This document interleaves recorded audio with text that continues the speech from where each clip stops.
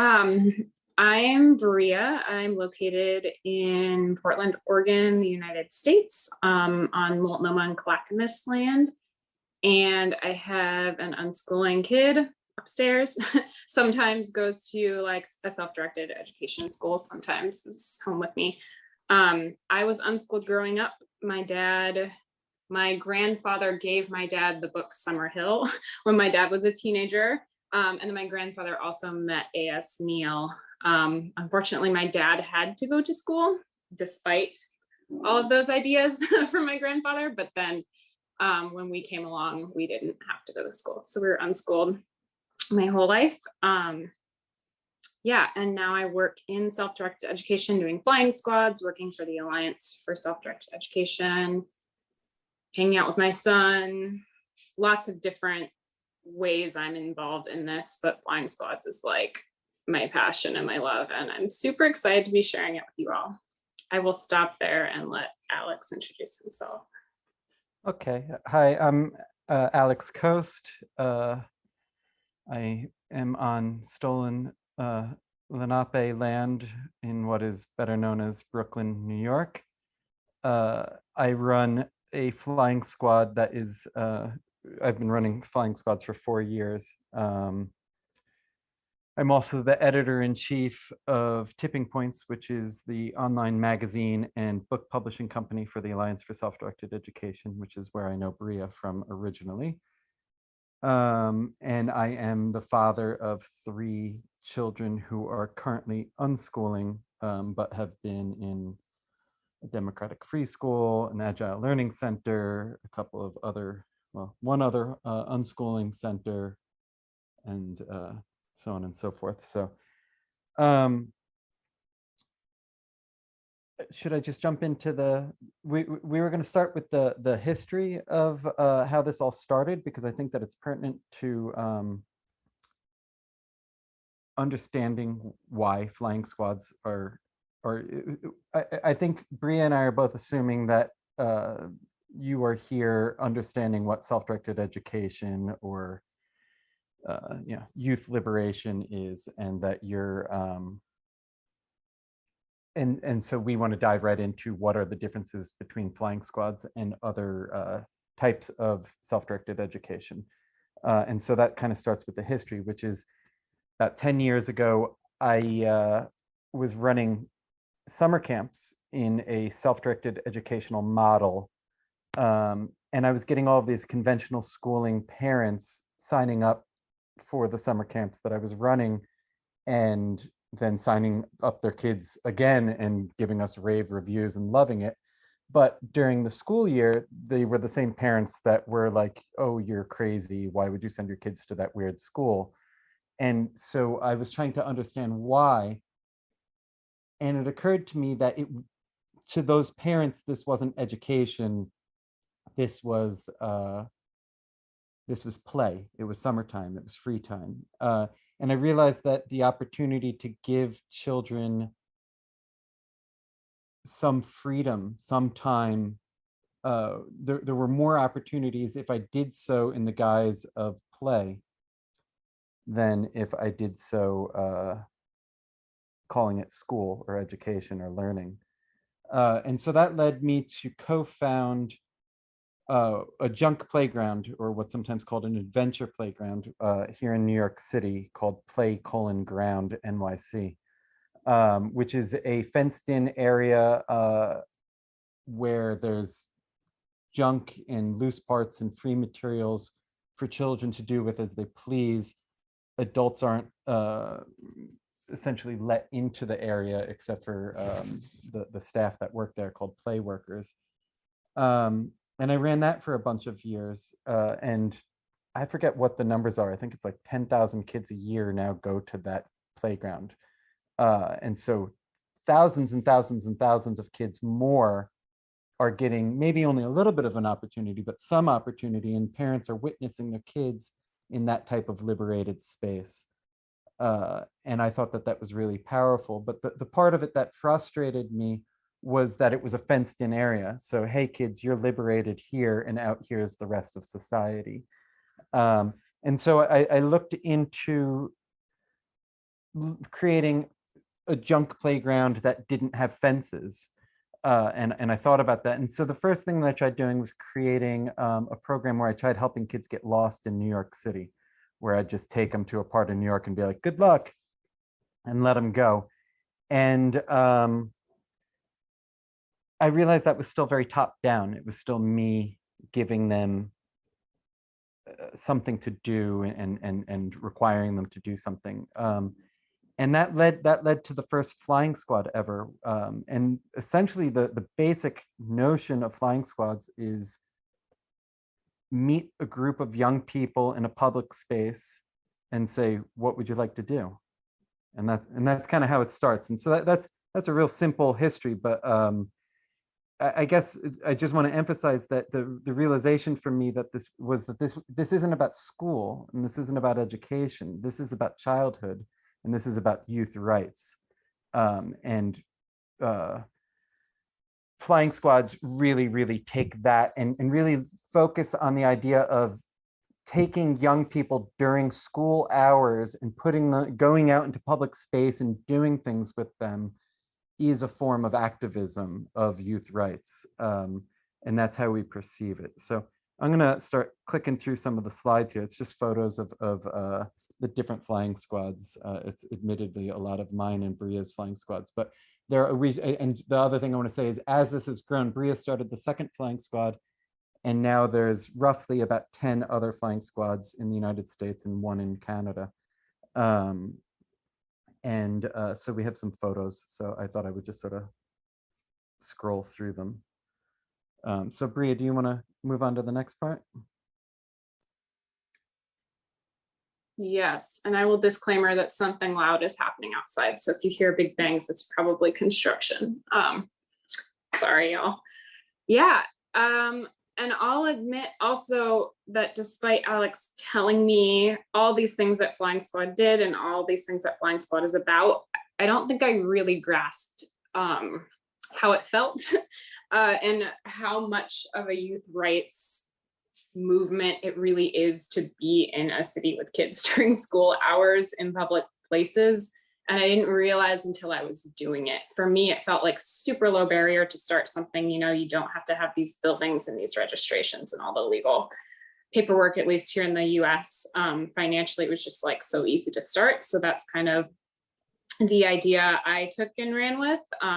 But then you're in these squads and I think it depends on where you are, but really, especially in these big cities, there's a lot of people who are disrupted just by seeing young people in public spaces, period. Unless it's a school group, which we've run into a lot of those, it's strange. These photos are so wonderful and distracting. It's strange for people to see kids in public spaces. And a lot of my role has been to find ways to advocate for them and support them in what they're doing, especially as adults try and control them just because they're in these spaces, right? So we just have lots of people commenting on what we're doing, sometimes not liking what we're doing, and feeling like they have the right to talk down to these kids because they're kids. So essentially, we're like this walking disruption in our cities. And I think that's where the youth rights piece really comes together. Like, we're not used to, as a society, we put kids in schools, we put kids in daycare centers, we put kids in community centers, we separate them out. And even the most wonderful SDE centers, which I've been a part of, my sons have been a part of, and we love and appreciate, a lot of times they're more detached from the other spaces. So like, you're building this really great protective space for these kids to be free and have adults that are allies, but you're not showing that to the rest of the world, really. So to be out in the world is just taking back that space and saying like, hey, young people have a right to be here. Young people have a right to be respected in public spaces. We have a right, the young people have a right to be loud, to take up space, to do things the adults are doing, and that's okay. And I think every interaction with the public as we're walking around like reinforces that and really says something to people about that. it's really hard to describe. I think the stories later will give you a better idea of what we're talking about. And we don't, self-directed education historically, at least that term and how it's lived, has been overwhelmingly a bit of a white dominated movement, or at least the white people are the ones having the voices, speaking up, getting the spotlight. And we don't want Flying Squad to be only about youth rights, because all for me and Alex and like everyone in the Flying Squads network, rights are collective, and to have it be just about anti-oppression for youth kind of misses the point for us. So one of our values, and really something we focus on, is anti-oppression for all people, for all groups, and collective liberation. And our values are on our site. You can read them there. I won't go through them now, but it's really important to us to list those outright. So then the kind of people that come in and say, hey, I want to do a Flying Squad, are ones that want to take that on as well. Alex, do you want to add anything to that? No, I think that covers the idea of our anti-oppression philosophy. I guess what I will add is that I think how our perception, and I don't think this is unique to Flying Squads, but I do think that Bria and I have a philosophy that some self-directed education folks believe in and others don't believe in, is that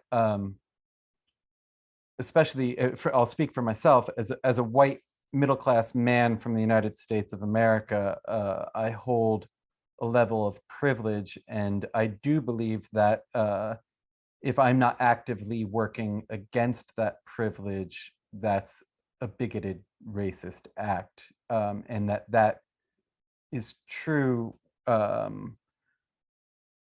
with regard to the young people that I work with as well, and bringing an awareness to that. And I will say that there is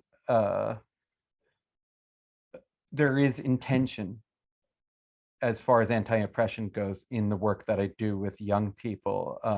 I do raise ideas and thoughts around these ideas in the group that I'm working with, and purposefully bring up certain topics in a way that sometimes seems contradictory to self-directed education, but I think precedes self-directed education. And one of the reasons why, for me, Flying Squads are so important is that it brings it up in a natural, realistic way. So as opposed to us studying about civil rights, for example, we're out in public feeling civil rights, where young people are oppressed, where people are judging the kids, where when I walk into a store with kids at noon and the cashier says to me, hey, you can't bring those kids in here, why aren't they in school? The kids are feeling it, and we're having genuine conversations about it, but then I'm folding into that other forms of oppression, and we're just discussing that as a topic. And those are the types of engagements that we have because we're in a public space that we wouldn't otherwise have in the safe space of a self-directed school or community. That's all I had to add to that. Did we want to move on to our examples? Yeah, I want to say one thing. I think we could talk and maybe argue all day about anti-oppression and if it's self-directed to like, or if self-directed spaces should force young people to engage with those issues. And I just want to reiterate what Alex said. When you're in these public spaces where these things are happening, where you see them, where you feel them, it can be a natural part of what we're talking about. So then you don't have to like require lessons on social justice in order to weave it in, which I don't think either Alex or I personally would believe in, even though this is super important. So it coming up and being in our environment and being in the people we surround ourselves with is really important to Alex and I, and really like a huge part of Flying Squad, just naturally. So with that, we came up with a few different examples of things that actually have happened to us in flying squads, and we're each going to share two of them that I think will help be realistic examples of where this is played out. So the first one that I wanted to bring up is a day when, so prior to the pandemic, my flying squad met in a public library in Brooklyn, where we would start the day out and then we'd set out for adventures from there, or not. Rarely did we ever stay at the library, but there were a few times when we did, especially when it was really cold. But so I would get there right when the library opened, and I would go into the cafeteria because that was a space where we were allowed to speak a little more loudly than in other parts of the library.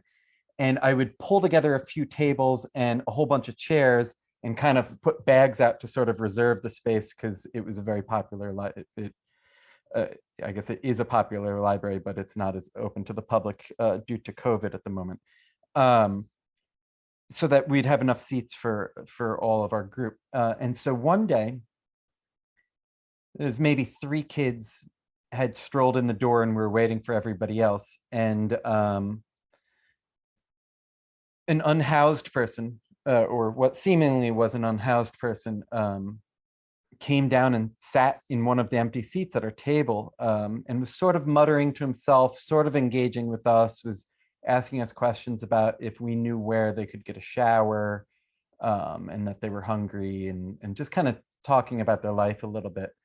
And immediately each one of the kids kind of gave me the eye of like, oh my God, there's some crazy person here. This is scary. Get rid of him, Alex, get rid of him. And I assessed the situation really quickly and first looked around and realized that we were in a public space. There were a lot of other people around. If we needed help, we were okay. In fact, if we really needed it, there was a security office where literally you could look to it across the library. And then I looked at the person who was sitting with us, and they were being very nice and decent and weren't threatening or anything like that. But it was obviously uncomfortable for the kids. And I decided to let it play itself out. And we ended up spending an hour sitting with this person. As each kid came in the door and sat down with us, they sort of looked at me like, whoa, what's going on here? And sort of kept giving me the like, Alex, what's going on? And so finally we decided what we were going to do for the day. And the person kept engaging in our conversation and was kind of asking what we were doing. And we got up and walked out the door. And as soon as we got outside the library, the kids were like, that was so uncomfortable. How could you do that to us? Why didn't you get rid of that person? Why didn't you tell us to leave right away? And we ended up having a whole conversation for maybe another 20 minutes as we were walking to wherever we were going from there about, like, why do you think that person is in the situation they're in? And what would have happened if I had called the security on that person? What would have happened if, never mind calling security on that person, but like, what would have happened if we just got up and walked away? Like, how would that person have felt? And just kind of having a conversation about that. We left, it just was sort of a natural conversation. And then we moved on to whatever we were doing. But it was just, it was a real moment where then when I was reflecting on it at the end of the day, I thought that never would have happened at the center that I work at as well, where we have this indoor space where the kids can snuggle into a couch and sit and read a book or go into the wood shop or whatever. This was a completely different experience. And that's just one tiny little experience that I have dozens and dozens of examples of, where something like that happened. Bria, did you want to tell one of yours, or you want me to go on to my next one?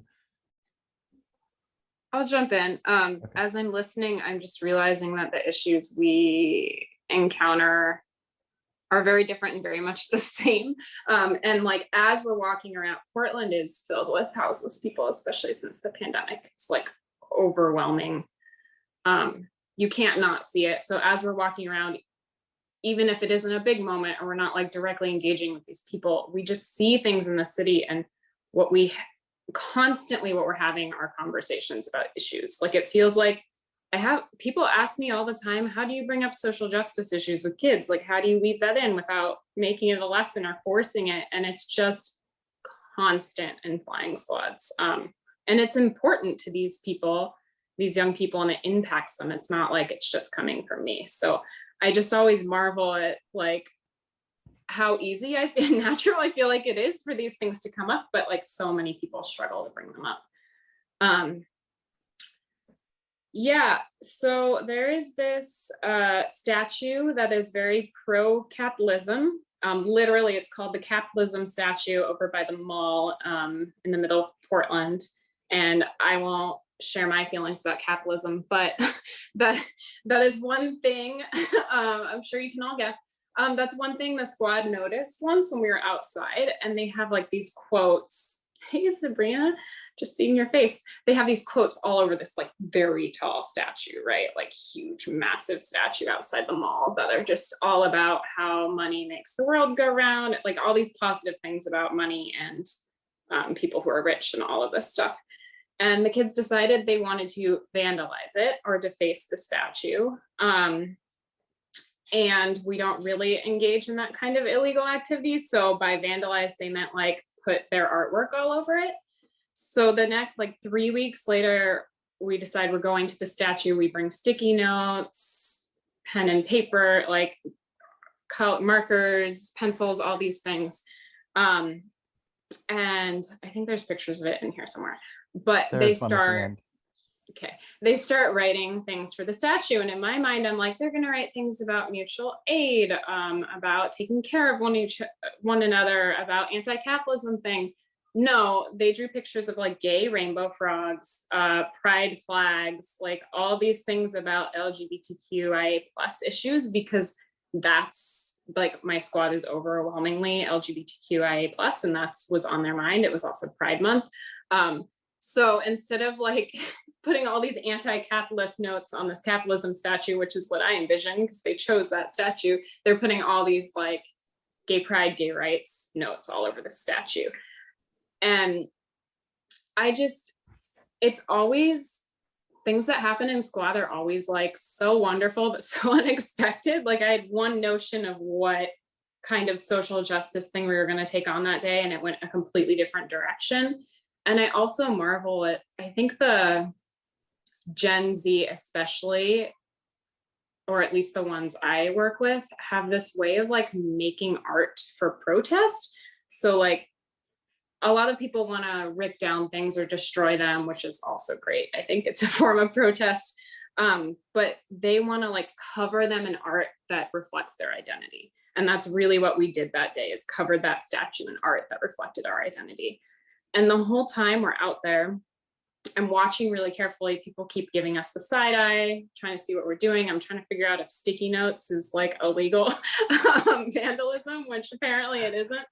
But I was looking it up just so I know. I like to know our rights, so I know what to say to people. And this person walked up to us and sat next to us, and I immediately have alarm bells, because as a flying squad facilitator, a lot of what I do is like kind of protect the kids from being harassed.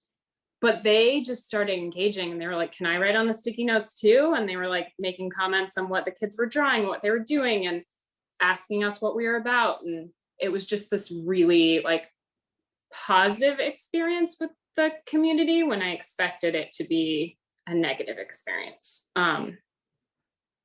Yeah, there's so many things in that speak to what flying squad is, but I just wanted to share those two things. And then of course the sticky notes were gone days later. I don't know if they blew away, people took them down, but I hope lots of people had a chance to see them and sit with what that brought up for them. The other story that I had, our first year of flying squad, 4 years ago, I had a kid who came from conventional schooling, a conventional schooling background, who had just started homeschooling. And I found out weeks or maybe even months later that his parents thought he was signing him up for some like fun New York City field trip activities group, which we sort of fit, not really, but you know, and the kid was really confused by what our squad was in the beginning. And he never quite, as far as I know, let his parents completely catch on that that wasn't what we were. I think they kind of got that it wasn't quite what they had signed him up for, but the mom ended up being really encouraging.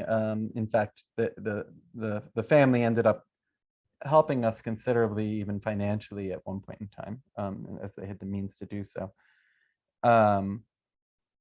And he lasted for what, the first 2.5 years of flying squad until the pandemic hit. And so of March of 2019, as things started shutting down, our squad shut down for the rest of that year. We ended up going online. And we still have a Discord server. If you're not familiar with what Discord is, it's a way of chatting online. And all of the flying squads have the ability to do that. So actually some of the flying squads have met each other from other parts of the country, which has been really neat. Some of the kids in my group are friends with kids in Bria's group, and so on and so forth. So that young person who thought that they were going on field trips, and I'm just going to use the letter M to refer to them, the parents decided to move away and get away from the pandemic and away from New York for a while. And it became clear that he was never coming back. He was going to go back to public school, which is, in fact, he's in a public high school now, and we still keep in touch with him. But he wrote me this this email, and I've adjusted it slightly to get rid of inside jokes that you wouldn't get, and some references to other people's names. But otherwise, it's verbatim what he wrote. And I just thought this is a 12-year-old kid wrote this to me unprompted, and I thought it would be nice to share. So here it is. As it begins to look more and more likely that 3 weeks ago was my last flying squad ever, I would like to say a few things. When I joined flying squad last fall, I was expecting a group of 10 dorks to take me on a New York City museum tour. Instead, after the first week, I thought I would learn nothing. But I learned more at flying squad than any of my other classes combined. Instead, I learned not only a ton of mental toughness, I learned how to talk to strange people and how to have fun. I learned about all the different people there are in the world, and thinking that homeschooling would just be middle school at home, that was a bad guess. I learned canasta, which is a card game we love playing, which I am going to teach my family while we are quarantined. Good timing on that. I learned Friday the 13th, which is a game we invented, which I play with my friends in the park. And I believe now, which I did not believe before, that all of these things are more important than math, reading, and goddamn science. Thank you so much for running the flying squad, and while 25% of my household does not understand it, I'm just glad I do. Thanks for the heart. So that's, and I think we actually have a couple, at least one flying squatter on the call right now. There's 2 or 3. 2 or 3? Okay, I've been busy clicking slides. But yeah, I just want to say, just as far as a last, how much time do we have? Oh, we have plenty of time. We were succinct for once. The average day, I have in my own group used some of the agile learning methodologies as the basis for our group. So when we get together in the morning, we keep a journal. Pre-pandemic, we used to hide the journal in the stacks in the library and pretend that it was a library book. We wrote a Dewey Decimal number on it. And it was our little secret, and we came up with code names for ourselves so that we couldn't be found out, and that sort of a thing.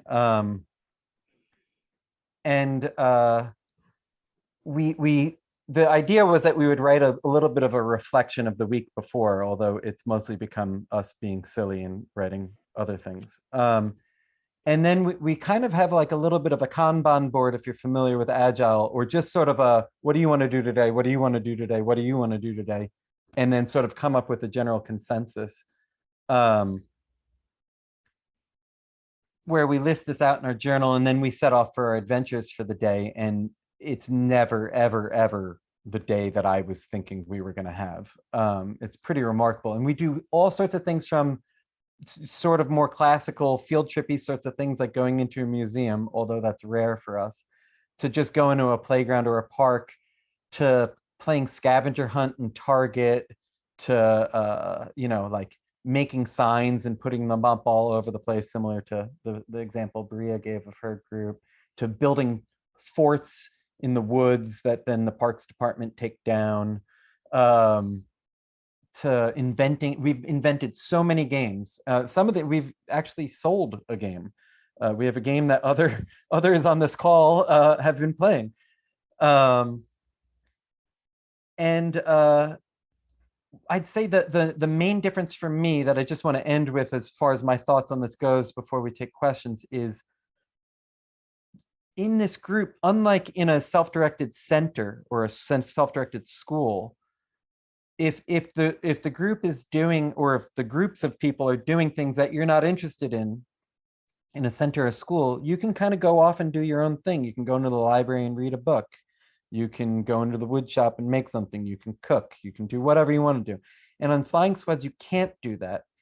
And it really puts an emphasis on being communal, caring for each other, having mutual aid, thinking about one another, and really truly becoming like a family.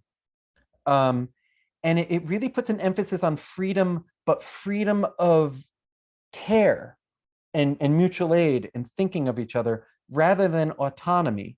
And obviously autonomy is important, but there's such an emphasis on that. And in the United States, especially, I feel, I don't know about other places as much, where the concept is, oh, freedom means I'm free, as opposed to we're free.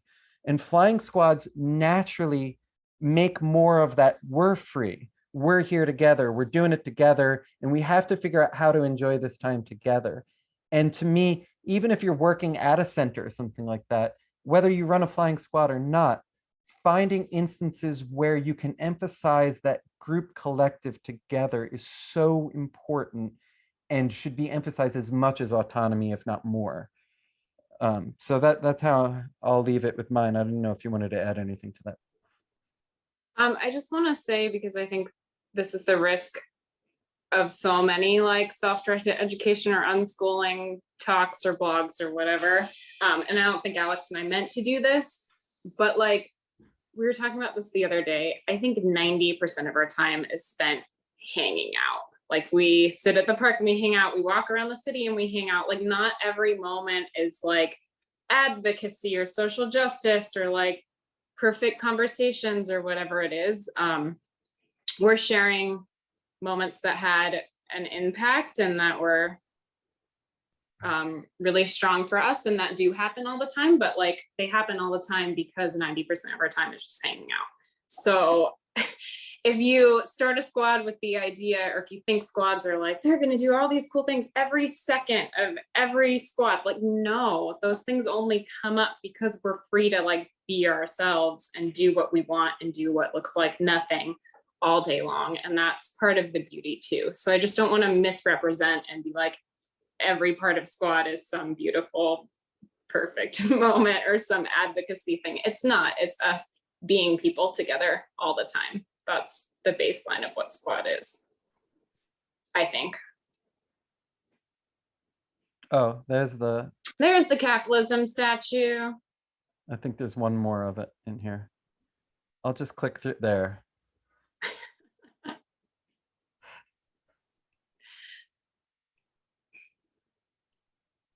And there's the last picture for you. Somehow we timed the slides in our presentation. Yeah. Well. Somehow. Are there questions?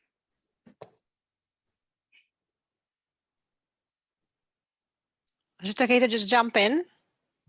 I think so. Yeah. Okay, I was just wondering how official you are. So is it something that you kind of advertise or whatever? Or I mean, parents sign up their kids and then, okay, my kid is safe for this morning or every second Thursday or whatever? Or how is it, how organized it is?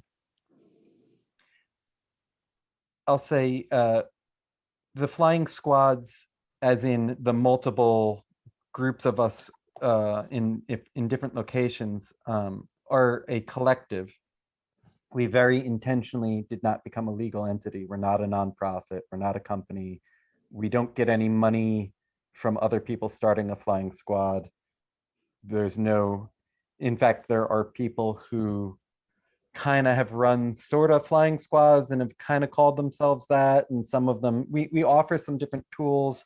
There's a way for the adults to get together and chat on Slack, and there's a way for everybody to talk on Discord. And we have a website where we'll support people by putting signups and that sort of a thing. But no one's required to do that. We have sort of what's called a copy left, or the opposite of copyright, a anti-copyright statement saying, go do this if that's what you want to do. It's just, I always think it's kind of funny as far as a model, because I'm like, sure, it's a model. The model is go be in a public space and hang out with a bunch of young people. That's the model. Like, you know, who's going to copyright that? And so, you know, we encourage other people to start them. I think that it's a really wonderful way. In fact, somebody just joined our group yesterday who's looking to open up, they're thinking of maybe opening an agile learning center in Chicago. And I was saying, why don't you, one idea would be start as a flying squad. You don't need a space. You don't have to pay rent. You don't really, in my opinion, you don't necessarily need insurance, or certainly not as much insurance on the space and on all the materials and stuff. And it's just like a very low bar way to engage, get 3-4 kids, get enough money to pay yourself, and boom, you're a flying squad, and go do something. Individually, I think we would each answer your question differently. Some are associated with a center, like mine is, Bria's is not. So I think we mostly all meet regularly. My group meets 2 days a week. Different groups meet at different frequencies. And COVID has also changed patterns of how different groups have gotten together with safety and that sort of a thing. But anything to add to that, Bria? Well, yeah, I don't know if this was your question, but I heard a hint of like parents just drop their kids off with you and don't know you in there. And I've had that question too, when parents just drop their kids off without meeting me.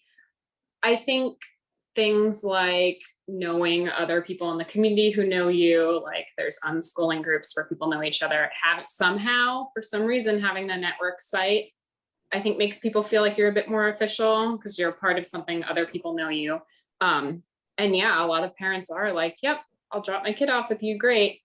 And I don't know if that's like a lesson in trust. Like, I think it is kind of beautiful that we have that trust. And I realize the world we're in doesn't have a lot of that trust, and there's reasons why they don't. So yeah, it's been interesting in that way, but I haven't had issues with people being like, are you legit? Do I really want to leave my kids with you? Like, and if they do, I'm just like, call me or meet me at a coffee shop. I'll talk to you like I'm a real person. We can have a conversation and like build that relationship.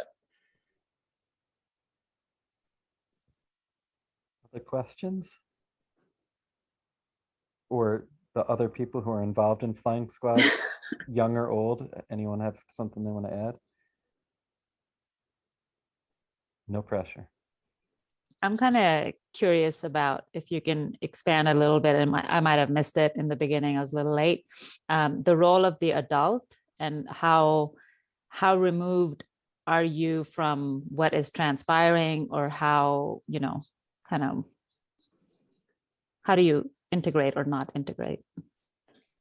I love this question. I love thinking about this. And we were just having this conversation on the Slack, the Flying Squad Slack, about what our like name should be, because we use facilitator and Alex wants to call us instigators. And And even just that conversation about what word you use, I think gets at the depth of like us thinking through what the role of adults are. For me, I think your role as an adult has to come with a healthy dose of like knowing how much the young people trust you. So if these are people you haven't met before, maybe they have school trauma wounds, are used to seeing adults in a certain way, I'm going to like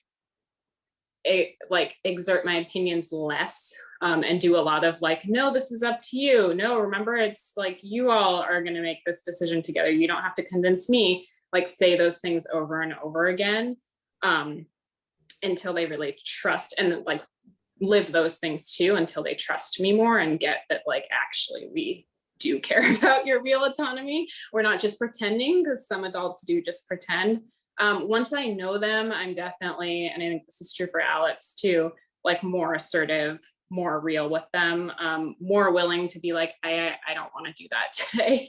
and like also have an opinion on what we're doing or bring up ideas. Ultimately, a lot of my role, I feel like, is scanning for other people who are going to try and oppress or be rude to our kids, scanning the like safety of the situation and kind of insulating them from that, or standing up for them, or talking to them about how they're seen in the world in certain situations so they can decide for themselves if they want to take that risk or not. And then like facilitation of conflicts, they handle their conflicts really well, but I'll be another voice in there, especially if kids need like extra advocacy or support. And it really, like, every group of kids is different. So your role is going to vary depending on what kid you have and how well you know each kid. Yeah, if I may add to that, I'll say one quick observation in talking about like sort of being the protector against society. One beautiful thing that's happened because of the pandemic, having run flying squads almost, I think now about equally pre-pandemic and now in pandemic. Beforehand, we would get a lot of questioning and even truly angry adults yelling at me or yelling at the kids. Typically when we went into like a store or something like that, like, what are kids doing here? They shouldn't be here. This isn't appropriate. Kids are going to be trouble. I can remember we used to always try and go into the guitar center, like a store that has musical instruments. And there would be all adults sitting there taking guitars or whatever, or a keyboard, and sitting there and playing it.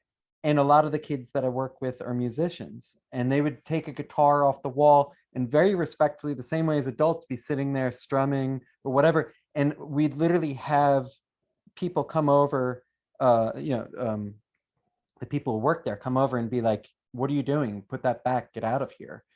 To the point where I asked that we don't go to the Guitar Center anymore because they're ageist, in my opinion. But ever since the pandemic, we've had almost no issues with that. It just seems like, I think it's a lot more just people getting that kids are getting by, a lot more like, oh, maybe kids aren't in school or whatever, but that's been a nice side effect. But in addition to that, as far as the facilitator / instigator role goes, the majority of the young people that I work with, I've known for 4, 5, even 6 years, and really, really trust me and understand me, and know that when I'm suggesting something, they can be like, no, screw off, Alex. And usually using more dirty words than that when they're saying it. And that I'll be like, fine. And I would say the majority of the times we don't do what I was excited about doing the day. And just because my interests are different than theirs. And usually I'm pretty excited about what they decide to do anyway. But yeah, like Bria said, I'm very mindful of like when a new person comes in, especially if I know that they've come from like a conventional public school or just a conventional schooling background where adults have been dictating to them what to do. I back off on suggesting things to them significantly. And I guess that's true not just in flying squads, just in general, how I treat young people. But when it's somebody who I know who has been self-directed or knows me for a long time, I'm pretty I act the way I act with adults. Like, hey, I want to do this. And we're just very natural about it. And yeah, I'm there if there's a safety issue. I sometimes, like when we have a big group and people aren't paying attention crossing the street, I do kind of play crossing guard, even with the teenagers that I work with now who have, you know, people who take the subways by themselves all over New York City. But you know, I play some role of a care provider, although I think as my 15-year-old says, he's more mature than I am, and I think that's probably true. But I'm just kind of one of the people there, but they know, like, I'm the person who carries the first aid kit. I don't know. I like the term instigator better than facilitator, because I use facilitator in a self-directed space, but oftentimes I'm the one instigating the trouble in our group. So I think that fits me. I don't know. I hope that helps answer the question. Any, what? Yeah, we have 11 more minutes. So if people want to dive into anything else. I'm sorry about not being on camera. I don't feel too presentable right now. But I'm very glad that I'm here, even if I was late and I only catched a portion of what you both talked about. But I heard Alex Khost speaking before in another online gathering about anarchist education. And I'm very glad to see you here, because I don't know, I'm not an anarchist, or, well, I don't wear an ideological label. I don't know, and I am very, very, very ignorant about anarchism. But lately, for some reason, a lot of, I'm very active on Twitter, and a lot of anarchist accounts have been showing up in my timeline, speaking about a school abolition. And it's really interesting, because anarchists seem to be far more open to the idea, and far more radical in their opinions about the place of children in our societies. So I'm sorry, I'm not asking a question. I just wanted to comment on this, because the session about anarchist education from Alexander Khost remain in my mind with me, and this discussion about school abolition reminds me of him. That's all. I'm honored that you think of me. Yeah, I do describe myself as an anarchist educator, and I do personally describe flying squads as a methodology of anarchist education. And for those that maybe aren't familiar with it, that doesn't mean throwing a brick through the window of a Starbucks and lighting it on fire. It means non-hierarchical. It means respecting people's autonomy, but also respecting mutual aid, really, that no one is free unless we're all free. And therefore that slants the type of self-directed education in the way that I was talking about with flying squads, where it's really thinking more communally, it's thinking more about the people who are perhaps, you know, I as a white man, thinking about what is my privilege, and how do I work with that, and how do I make sure that the systems that I'm working within aren't oppressing people. And that's flying squads are really thinking about that. And sure, of course, anarchists are talking about school abolition because schools were made by governments to create productive citizens rather than to create free people who care about each other and think about liberation and caring for other people in society. So I think that makes sense. Anything you want to add to that, Bria? Otherwise, one other person was trying to talk. No, let's let the other person talk. Okay, I'm sorry. Did you want to, yeah, go ahead. Yeah. Hi, I'm Apurva. So I just had a question that how you talked about when you get new kids in your groups or your flying squads, but then what about the new adults who have been in that system and they somehow want to, you know, fly with the fly squad, but feel as if they don't have the strength to lift up their wings? So how do you, if there's an adult like that, then what could be the ways to, you know, instigate them? Very well worded. Do you want to start with that, Bria? No, you can start. That was amazingly worded. I have mostly on flying squad specifically. I have a new person working with me this year, and I've helped a few other people start flying squads. There's a couple others running in Brooklyn. The people who have chosen to do a flying squad that I am familiar with are people who definitely philosophically see things the same way as I do. But I have in self-directed education in general, more working at centers, I've worked with people who either are still trying to de-school, where they still have a lot of schoolishness and haven't worked it out themselves, or maybe aren't completely aware of what it is that they're doing in the space. I actually, a lot of the times, actually, interestingly enough, for me personally, two of my kids, I have 3 kids, my 2 older kids do everything with me. They do my flying squads and stuff like that, and always have. And my 15-year-old has like a complete bullshit detector. When an adult is like, oh, this, he's like, no way.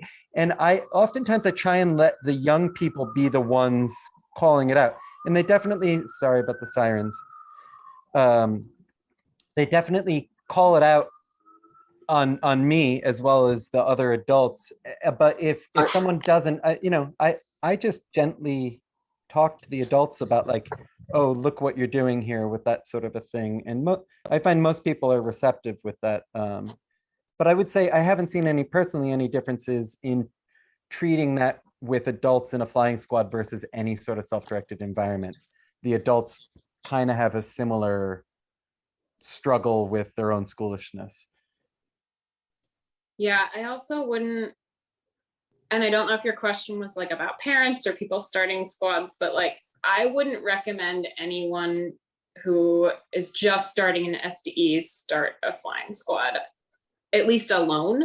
Like if they want to join Alex or me or someone else who already kind of has done a lot of the deschooling work and a lot of this work, I think that's a great place to learn. But flying squad is, for me, it's like in the deep end of youth liberation and knowing how to interact with young people and work on anti-adultism. It's like it's very deep end for me. So I wouldn't suggest a facilitator start a flying squad off the bat if they don't have any experience in self-directed education facilitation with young people. Maybe apprenticing, not apprenticing is such a weird word, but maybe like joining a squad and seeing what's going on and like shadowing for a while would be a great way for them to learn. Thank you. Yeah. And I want to be mindful of ending at 4 because I know, or 4 o'clock my time, sorry, in 2 minutes. Because I know that there's other sessions right after this one. So any last words, or do we just sort of sign off from here? So I put our just general email, or I can put you in touch with anybody from there in the chat, or info@flyingsquadsplural.org. And thank you all so much for coming on. And there's some familiar faces joining us. Thanks, everyone. Thank you so Hi, much. sorry. Thank you all so much. Enjoy the rest of the festival, and hope to see you all in Summerhill next summer. Yes. All right. Let's end this one. I'm going to stop the recording so that the next. No, it's group- fine. Oh, you got it? Okay. Yeah. Sorry. Okay.